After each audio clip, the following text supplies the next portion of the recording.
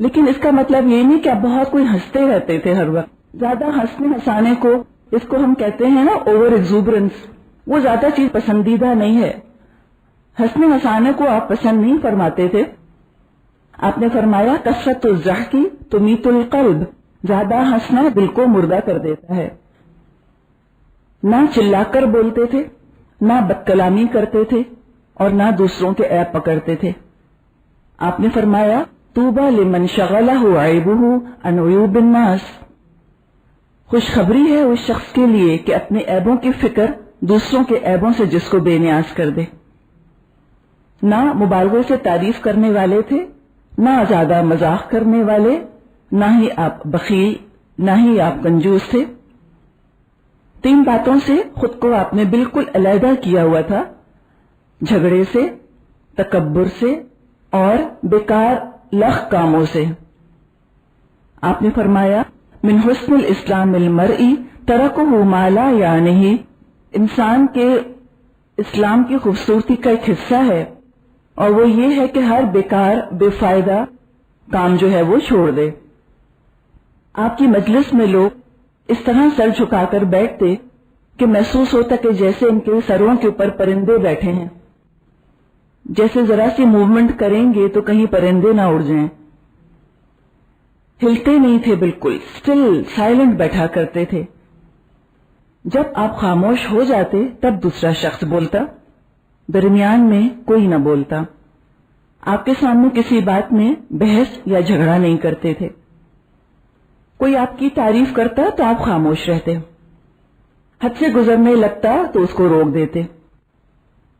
رسول اللہ نے فرمایا میری تعریف میں مبالغہ نہ کرو جیسا نصارہ نے عیسیٰ علیہ السلام کی تعریف میں مبالغہ کیا.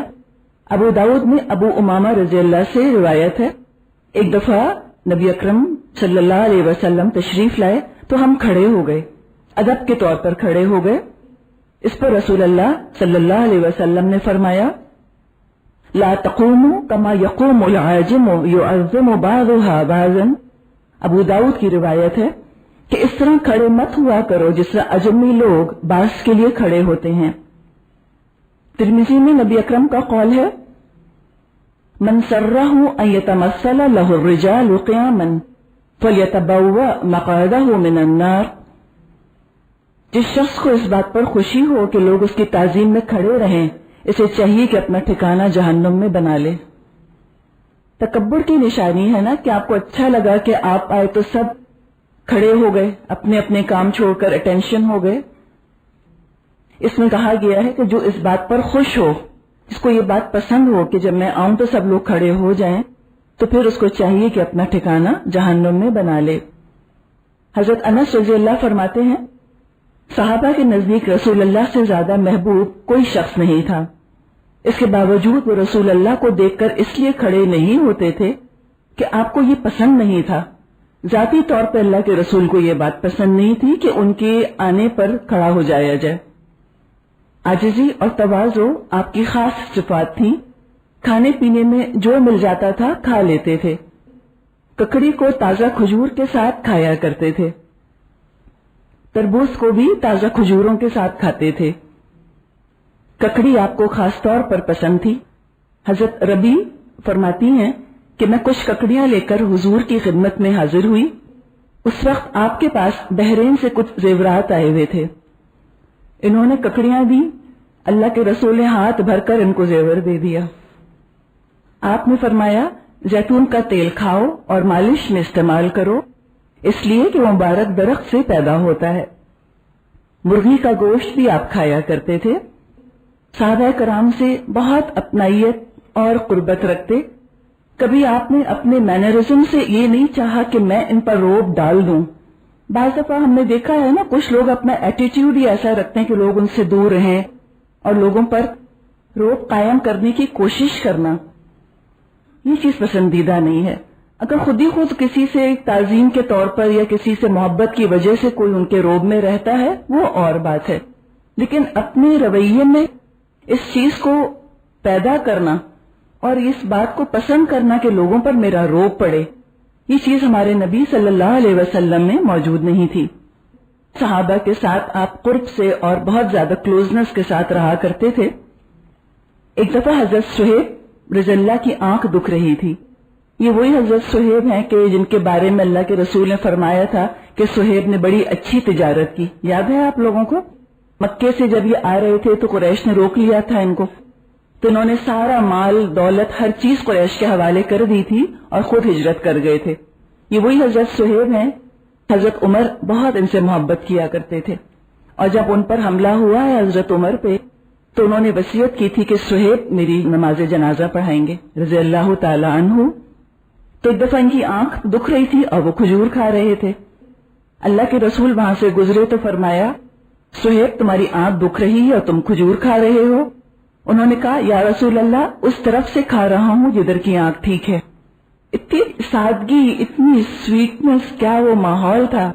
اس پر اللہ کے رسول ہنس پڑے. برے سے برے شخص کو بھی کبھی اگنور نہیں کرتے تھے. یہ ہمارے نوٹ کرنے کی بات ہے. برے سے برا بھی انسان ہوتا تھا، اپنے رویے سے نہ کبھی آپ اگنور کرتے تھے کہ وہ آیا ہے آپ کی محفل میں تو آپ نے کر لو، ان گناہ گاروں سے میں کیا بات کروں، میں تو اپنے نیک ساتھیوں سے بات کروں گا. یہ آپ کا طریقہ نہیں تھا. کسی کو آپ نیگلیکٹ نہیں کرتے تھے، بلکہ ان کا دل جیتنے کے لیے خصوصی طور پر ان پہ توجہ زیادہ دیتے تھے. یہ ہے ہمارے سیکھنے کی بات کہ اگر ہمیں لگتا ہے کہ کوئی شخص ذرا سا دین سے دور ہے، یا ہمیں محسوس ہوتا ہے کہ وہ اسلام پر اس طرح عمل نہیں کر رہا جیسے کہ ایک مسلمان کو کرنا چاہیے، تو اس کو نظر انداز کرنے کے بجائے اور زیادہ توجہ دینی چاہیے، اور زیادہ نرمی سے اور اپنائیت سے اور پیار سے اس سے بات کرنی چاہیے تاکہ اس کا دل اسلام کی طرف مائل ہو جائے. کبھی کسی سے حقارت کا آپ سلوک نہیں کرتے تھے. آپ کو یاد ہے ابھی آیت جو ہم نے ابھی پڑھی ہے فَاصْفَحِ الصَّفْحَ الْجَمِيلَ، اس میں ہم نے جو ڈسکشن کیا تھا، یہ سیرت ہی سے تو ہم تفسیر کرتے ہیں نا، ہم اپنی طرف سے تو ورنہ نہیں کر سکتے. تو اس میں یہی ہے کہ بری عادتوں کو، برے باتوں کو تو اگنور کر دے انسان، اس شخص کو کبھی نہ اگنور کرے. کہیں اس کو یہ احساس نہ ہو کہ دین والے ایروگنٹ اور پراؤڈ ہوتے ہیں یا روڈ ہوتے ہیں. آپ کے حسن سلوک کا حال یہ تھا کہ ہر شخص اپنے بارے میں یہ سمجھا کرتا تھا کہ میں قوم کا بہترین انسان ہوں. عمر بن عاص فرماتے ہیں کہ رسول اللہ نے مجھ پر اتنی عنایت اور اتنی توجہ کی کہ میں خود کو سب سے افضل سمجھنے لگا. اس خیال سے ایک دن رسول اللہ سے پوچھا، حالانکہ عمر بن عاص تو بہت دیر میں ایمان لے کر آئے ہیں، فتح مکہ نہیں، صلح حدیبیہ کے آس پاس ہی ایمان لائے تھے،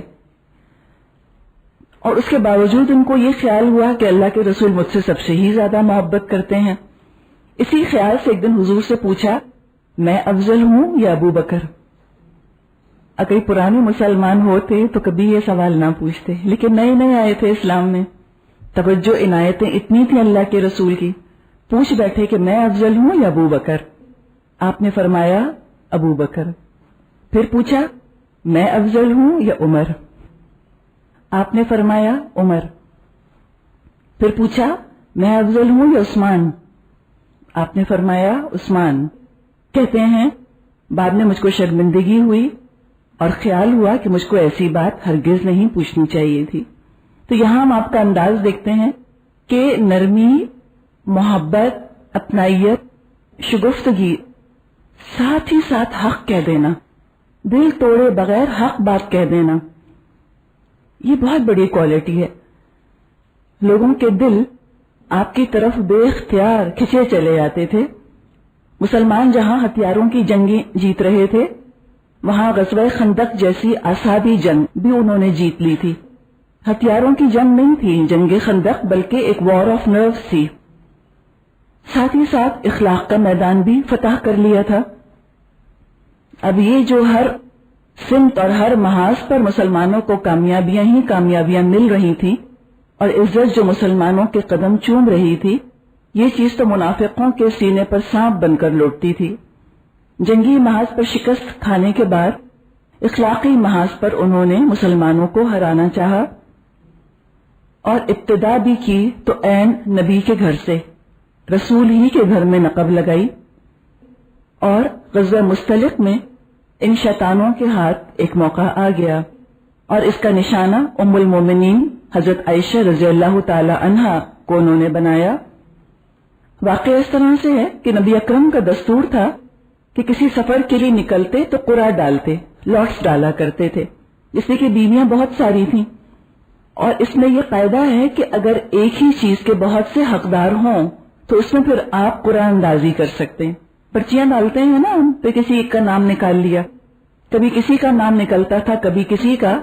بنو مستلق کے غزوے میں جاتے ہوئے حضرت عائشہ کا نام نکلا، تو جس بیوی کا نام نکلتا آپ اس کو اپنے ساتھ لے جاتے۔ شعبان 5 یا 6 ہجری میں آپ کو خبر ملی کہ بنو مستلق کا سردار حارث بن ابی زرار آپ سے جنگ کے لیے قبیلوں کو ساتھ ملا کر آ رہا ہے۔ آپ نے تیاری کی اور آپ روانہ ہوئے۔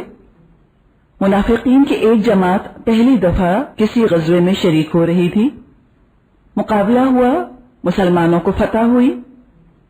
اس سفر کے دوران حضرت عائشہ فرماتی ہیں میرے گلے کا ہار ٹوٹ کر گر گیا اور رسول اللہ اس کو ڈھونڈنے کے لیے ٹھہر گئے، جہاں ٹھہرے وہاں پانی نہیں تھا۔